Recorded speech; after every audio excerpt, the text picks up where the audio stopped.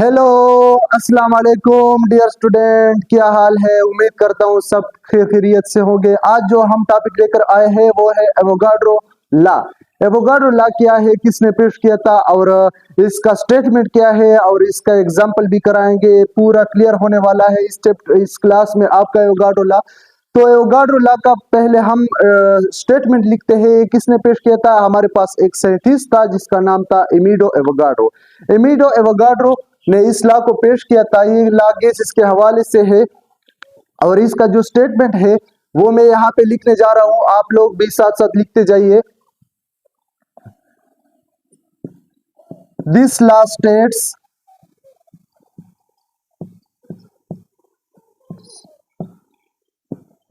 that equal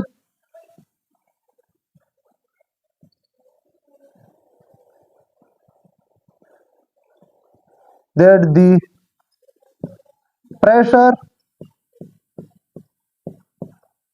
volume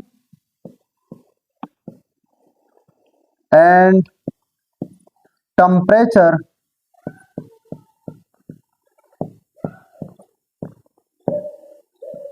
of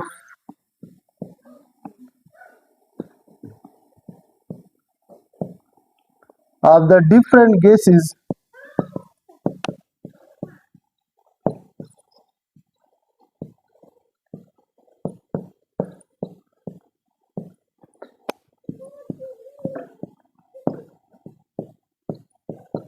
then their particle must be same। इसका मतलब क्या है? पहले हम स्टेटमेंट को समझते हैं, इसके बाद हम इसका एग्जाम्पल भी करेंगे। इसके स्टेटमेंट का हवाले से मैं आपको बताऊंगा।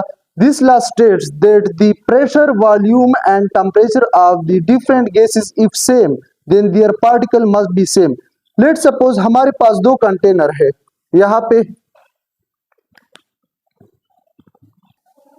लेट सपोज हमारे पास दो कंटेनर है।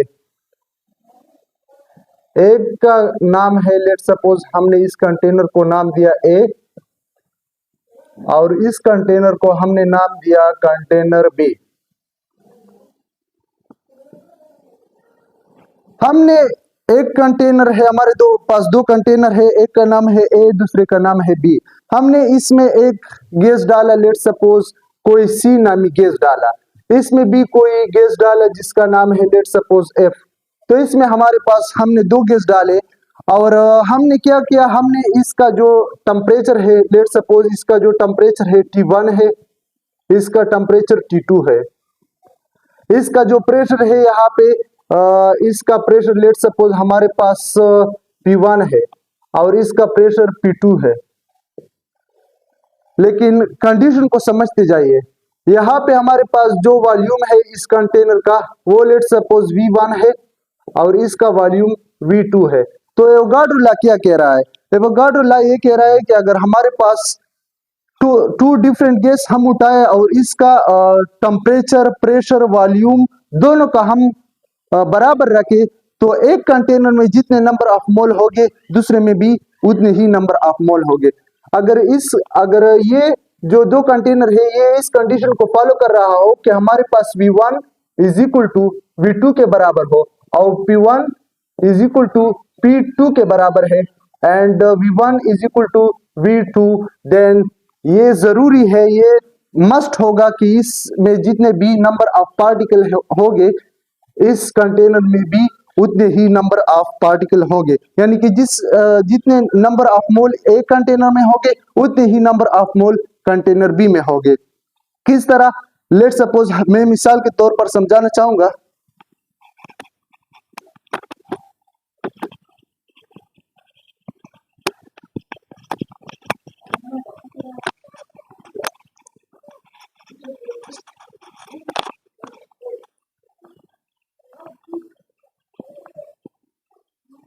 लेट सपोज किसी ने आपको दो गैस दिए, एक ए और एक बी। ये दो गैस किसी ने आपको दी है। अब वो कह रहा है कि मुझे एक मोल ए के गैस चाहिए और 1 मोल बी गैस चाहिए। तो आपने क्या करना होगा, वैसे तो आप उठा नहीं सकते हो कि आप बस कोई बड़ा सा कंटेनर उसने आपको दिया और उसमें से कुछ गैस आपने उठाया और उसको कहा कि ये 1 मोल है। ऐसा नहीं कर सकते हो। आपने ये करना होगा कि आपने दो कंटेनर उठाने होंगे, एक कंटेनर ये और दूसरा ये। दो कंटेनर आपने उठाइए, एक में बी गैस डाला, एक में ए गैस डाला। कंडीशन दोनों को आपने सेम रखना होगा। यहाँ पे आपसे कितना गैस मांगा गया है, यहाँ पे आपसे मांगा गया है 1 मोल। तो ये एवोगाड्रो ने ये प्रूफ किया था कि 1 मोल में जितना वॉल्यूम रखता है वो है 22.4 dm³, 22.4 dm³। इसका क्या मतलब है, लेट सपोज हमारे पास कोई एक कंटेनर है और इसमें हमारे पास जो प्रेशर है वो 1 atm है एंड जो टेम्परेचर है वो 0 डिग्री सी या 273 केल्विन है। तो इसके जितने इस 1 मोल ऑफ गैस का इस कंडीशन पे 22.4 dm³ वॉल्यूम होगा। तो इस तरह अगर आपको कोई कहे कि हमारे पास 2 गैस है, इसका एक गैस ए चाहिए और बी भी 1 मोल चाहिए, तो आपने 2 कंटेनर उठाने होंगे और इसमें आपने कंडीशन ये वाले रखने होंगे, यानी 1 atm प्रेशर एंड 273 या 0 डिग्री सी या 273 केल्विन आपने टेम्परेचर रखना होगा एंड 222.4 dm³ इसका वॉल्यूम रखना होगा। तो यहाँ पे कितने नंबर ऑफ मोल आएंगे, यहाँ पे 1 मोल पार्टिकल होंगे और इसमें भी ये कंडीशन आपने फॉलो करना होगा। तो ये भी 1 मोल आएंगे, तो आपने उसके जो रिक्वायर्ड अमाउंट ऑफ मोल थी या रिक्वायर्ड मोल उसने जो मांगे थे वो आपने उसको कंफर्म कर दिए।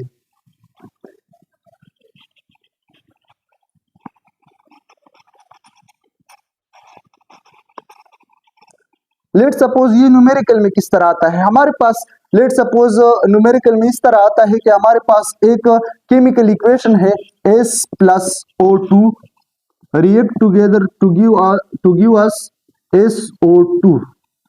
ये हमारे पास कोई एक केमिकल इक्वेशन है।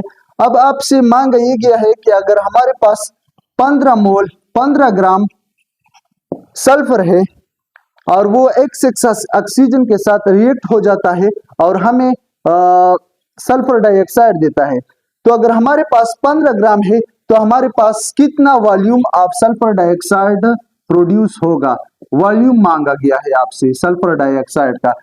तो आपको पता है कि यहाँ पे इसका कोफिशिएंट 1 है, इसका भी 1 है और इसका भी 1 है। तो आप केमिकल इक्वेशन से ये अंदाजा लगा सकते हो कि यहाँ पे 1 मोल ऑफ सल्फर रिएक्ट करके 1 मोल ऑफ SO2 देता है। तो अगर 1 मोल सल्फर 1 मोल SO2 देता है तो 15 ग्राम को हमने मोल्स में कन्वर्ट करना होगा। उसके लिए हमारे पास फार्मूला है number of mole is equal to mole, हम स्मॉल n से रिप्रेजेंट करते हैं, number of mole is equal to mass in gram बटा हुआ molar mass.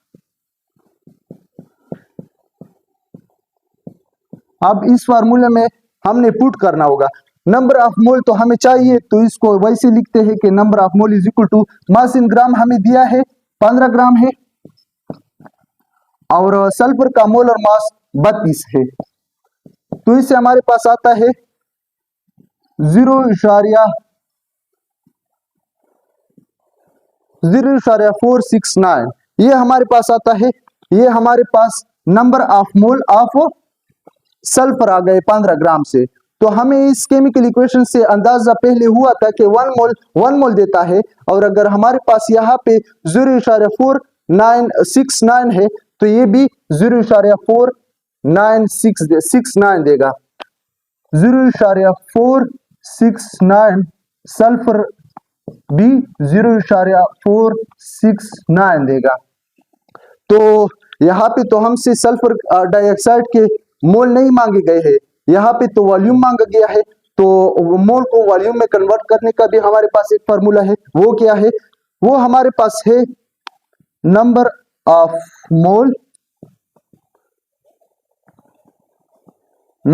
Mole is equal to molar mass molar volume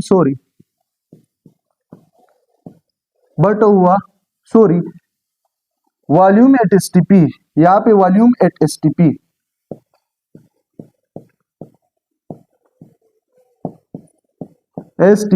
standard temperature हमारे पास standard temperature जो है, जो एवोगाड्रो ने यूज किया था, टेम्परेचर जो है वो 273 केल्विन, या इसको अगर डिग्री सेंटीग्रेड में लेना है तो वो 0 डिग्री से, और प्रेशर 1 atm है। और मोलर वॉल्यूम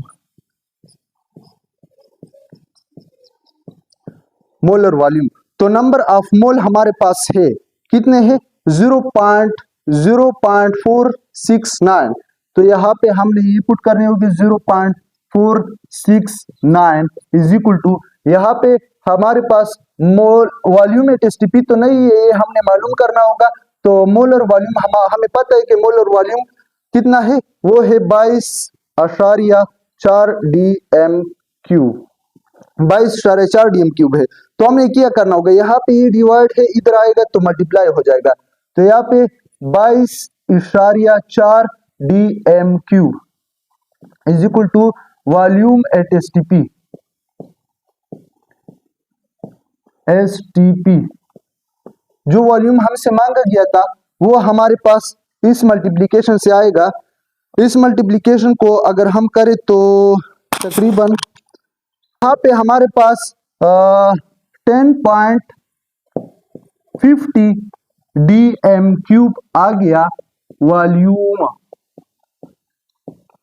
हमसे मांगा भी वॉल्यूम किया, हमसे रिक्वायर्ड भी वॉल्यूम था कि वॉल्यूम मालूम करना है, और हमने वॉल्यूम मालूम किया कि 15 ग्राम सल्फर अगर ऑक्सीजन XX ऑक्सीजन के साथ रिएक्ट कर जाए तो इसका जो सल्फर डाइऑक्साइड का जितना वॉल्यूम बनेगा वो है 10.50 dm3।